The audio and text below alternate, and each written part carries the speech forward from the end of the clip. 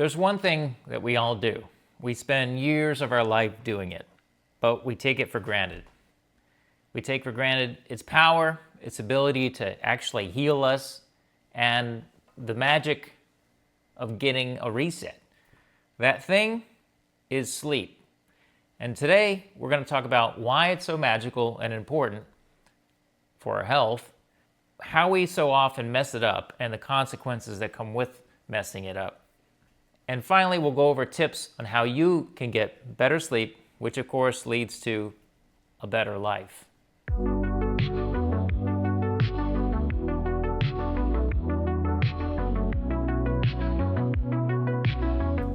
Welcome back to Thinking and Being. If you like what you see today, please go ahead and like and subscribe, and that'll help keep content like this coming your way. So why this particular topic? Sleep. The more and more I think about it as I get older, the more I think about how utterly important it is. Of course, we all do it, but most of us get it wrong and we don't get enough. And of course, like I said, we take it for granted. We don't have a life built around quality sleep. What I do, I track my sleep using an Oura ring, which sits here on my pointer finger. This is my second Oura ring since I started tracking my sleep using it. I got my first one during the pandemic and just was fascinated with its capabilities. But the first thing I do every morning is check my sleep score on the Oura app on my phone. And I always think about, well, what did I do the day before that gave me that score? And I also review, if I had any bad habits the day before that lowered my sleep score. And often I do have habits that I need to fix. The app is great because I can see all my historical sleep scores from previous days, and I can see which part of sleep I was in during my sleep and for how long, like deep sleep, which drives healing in the body, and I can see what percentage that is. And I can also make a competition out of it by comparing my sleep score to friends and family. But you can track your sleep too with an Apple Watch or a Garmin watch or using many other devices. But I'll leave a link to the Oura ring in the description below if you're interested. And this is not akin to health advice, that kind of video. We're not making that kind of video today, so I don't really need a disclaimer. Sleep is just something we all do. It's like breathing. It's just a part of life and something that all of us could do better. Top of the hour, time for the morning news. But of course there is no news yet. Everyone's still asleep in their comfy beds. Good night, everybody. Oh. So why is sleep so magical? Let's go over a few reasons. First, your brain cleans house at night. You have what's called a lymphatic rinse cycle that clears metabolic waste.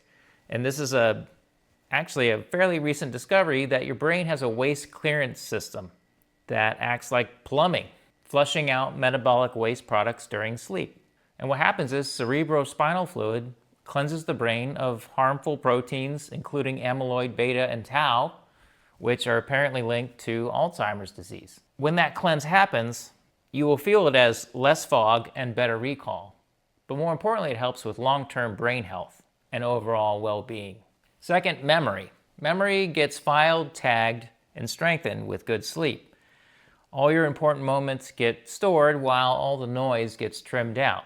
And if you're into music or sports or other skills, those skills will consolidate while you sleep. Even things like learning a new language or trying to learn how to type faster. So your skills will improve. And if you're in school or you're earning a degree, if you're studying, you're going to remember what you study more when you get good sleep. Next, emotions actually get processed instead of stockpiled. So your stress hormones with good sleep will settle and your nervous system will downshift. And you'll be less uppity, you'll be less reactive, less snappy, and more patient with better sleep. And poor sleep, of course, is going to give you more of a stronger negative emotional bias. And when it comes to creativity, sleep unlocks insight and creativity. Have you ever had a problem that you had to think about and you file away in your brain and you ask your brain, hey, can you work on that for me? Well, with good sleep, your brain actually will work on that for you. It'll think about those problems you're having. We're always problem solving in life. This is where creativity and insight are so important. The brain with good sleep can connect distant ideas and do dream remixing and help you think, why didn't I think of that? And also your pattern detection improves. And this also helps with decision making and systems thinking, which is a big topic in this channel. And if you're interested in learning more about making better decisions, check out my recent video on critical thinking. Then there's your metabolism. Hormones and metabolism reset for the next day. And if you've ever heard of what bodybuilders need to do to build muscle, they need at least 8 hours of sleep, if not more, to build muscle. Muscle is important because it burns more fat when you're resting and brings your heart rate down. Also, insulin sensitivity can worsen with short sleep. What you want to do for long-term good health is lower your insulin resistance. Energy regulation, fat storage, and recovery get very messy when you're not getting good sleep. Then there's the immune system. When you get good sleep, your body can repair, can recover, becomes more resilient. Your body goes into repair mode. Inflammation regulation and tissue repair happens more. I've been skiing this season, and you get pretty sore. When you sleep well, that muscle soreness goes away quicker, and you're ready to get back on the slopes if you're doing multiple days in a row. So training recovery is noticeably better with good sleep. But if you get chronic short sleep, you're going to have a lot slower healing and muscle recovery. You like clowns, so I made you this bed.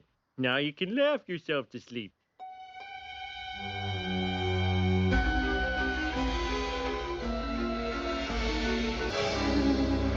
Can't sleep. Clown will eat me. Can't sleep. Clown will eat me. Why do we mess up sleep, and what does it cost us?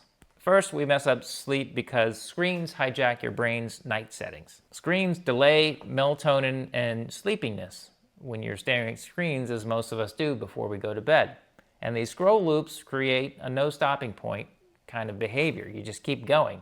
Many years ago, when I was deployed to Afghanistan, I was part of a flying squadron.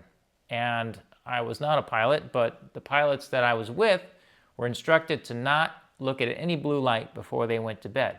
They were ordered to. They were not allowed to. Because if they stopped looking at blue light, they got much better sleep. If they got much better sleep, they were much more aware and rested for the mission the following day.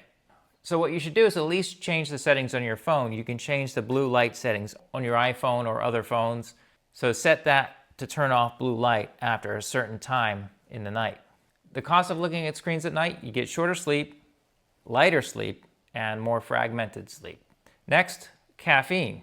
For most people, caffeine lasts longer than they think it will. Afternoon coffee can still be active at bedtime. It can hide tiredness, so you just tend to push longer into the night and go to bed later, which also isn't good. So you get shallow sleep, you don't get good sleep, you might wake up early, and then that dependency continues in the cycle the next day. Next, there's stress, and that can turn bedtime into a planning, worry arena. What you don't want to do is link your pillow with rumination over time. The body can stay in threat mode. Your heart rate can stay up, and tension can increase, so you want to calm that down. And the cost there is an insomnia loop, what they call latency. When I look at my Oura Ring app, how long it takes you to go to sleep will be quite extended. And that anxiety that lingers will obviously reduce the quality of your sleep. Next, alcohol. It can sedate you, but it will disrupt the quality. Most people know that alcohol is just generally not good for sleep. There might be times where you fall asleep faster as a result, especially if you're drinking later at night. A glass of red wine will help me go to bed quicker. But your REM sleep will get disturbed. You definitely get less deep sleep, which is your healing sleep, and I can see that in the statistics of my Oura Ring app. So what that all results in is sleep without recovery and a growing health deficit that you can't afford.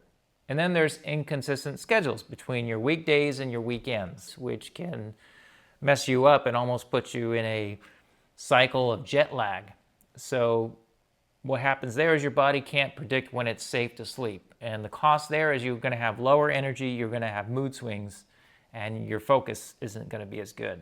And then also winding down for sleep, that transition period is so important. And most of us don't do transitions at night deliberately to get ready for sleep.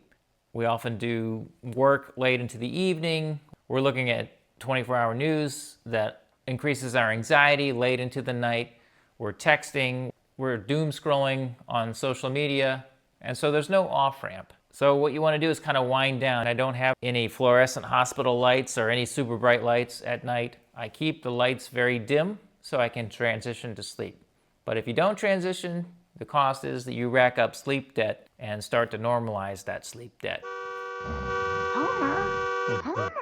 Homer, sleep now. What's wrong with Dad? He's just exhausted. So what are some habits to sleep better?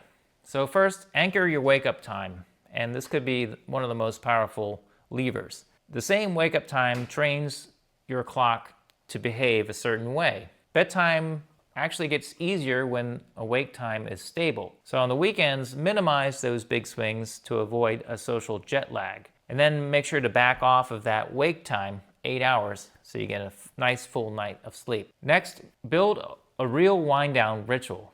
Use the same sequence nightly or very similar. Dim your lights, like I talked about, quieter inputs, slower pace, and that gives your body a safety signal to get ready for sleep. And even make it boring on purpose. Just come up with 3 or 4 steps in the same order every night to wind down and have a real transition period. Next, move stimulants earlier than you think you need to. So cut off caffeine before lunch. No caffeine after lunch. And then also watch your pre-workouts and energy drinks as well. Cut those out after lunch. And if you're into nicotine, also try to cut out that stimulant as well. If those changes are affecting you negatively, you can still fall back on things like half caffeinated or things like tea. But also you want to back off stimulants like sugar and carbohydrates as well. That helps with lowering insulin resistance, which in turn will improve your overall health and improve your overall sleep. Next, turn your room into a sleep cave. I'm just a big toasty cinnamon bun. I never want to leave this bed. Uh-oh. Gotta take a whiz. Think, man. Think. Think. I better get up. So cool, dark, and quiet. Make sure the temperature is right, because temperature matters more than you think. You want to be in a lower temperature when you're sleeping. That helps your body more than a high temperature. If you're turning the heat way up, you're not going to get good sleep. What you want to be is kind of on the cool side. You don't want any TV in your room. I wouldn't even recommend putting a TV ever in your bedroom because that's just going to keep you up. Also, keep your phone away from your arm's reach. It has to be farther away than you can actually reach. So put your charger and your phone across the room. If you're really worried, make it so that it only vibrates if you get a phone call. All other notifications don't light up the screen, they don't make a noise, and they don't cause any vibration. So bed should equal sleep and intimacy, not email and doom scroll. And if you still have to scroll, just do it well before your bedtime. So I like to do some mind-numbing doom scrolling on social media between 9 and 9:30 at night. And I do that outside of my bedroom, so I don't associate that with sleep. So make time for that if you need it, but don't bring it into where you sleep, into your sleep cave. Also, what you can do is offload your brain before bed. So do a 3-minute brain dump soon after dinner. All your ideas and loose ends. Go over your schedule for the rest of the week. Look at your to-do lists for the next day.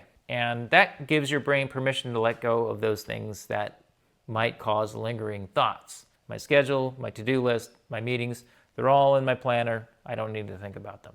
So I can look at that stuff when I wake up. And then what you need to do is drink less and time your fluid intake. First, there's alcohol. So drink less alcohol and you'll have fewer wake-ups and better REM sleep. In addition to that, your HRV or your heart rate variability during sleep will go up. And what that is it measures the variation in the time between heartbeats, which reflects the autonomic nervous system's balance. So a higher stable sleeping HRV indicates strong parasympathetic activity, which is things like rest and digest. This signals deep restorative sleep, physical recovery, and high stress resilience. And it's not just alcohol, water too, because drinking fluids of any kind will make you have to get up and go to the bathroom. Try to cut off drinking fluids about 3 hours before you go to bed.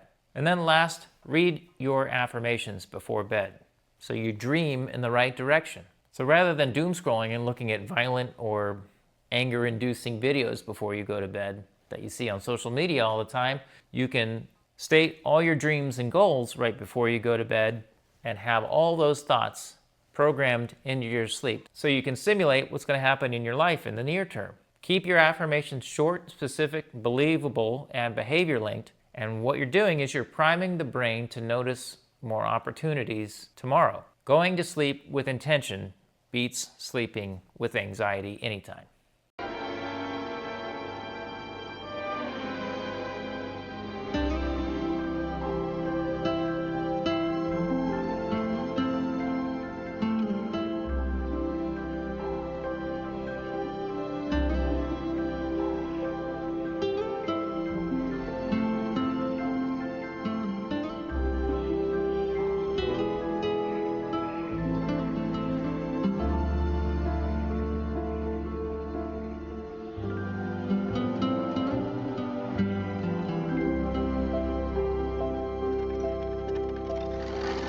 Okay, thanks for watching. That's it for this video. Until next time, keep thinking and being, and do not go gentle into that good night.